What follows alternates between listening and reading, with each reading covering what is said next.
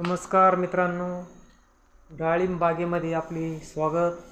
आता मी आपल्या डाळिंब बागेमध्ये उभा आहे आणि आपली पानगळ स्प्रे मारून झाल्यानंतर जेव्हा पूर्ण पाणी गळून जातील त्यावेळेस आपल्याला म्हणजे 7 ते 10 दिवसाच्या अंतराने त्याला पाणी द्यायचे आहे।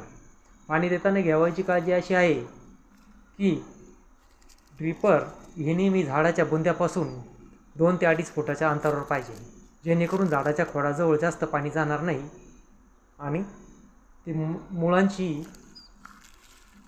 चढ होणार नाही किंवा मर घेणार नाही।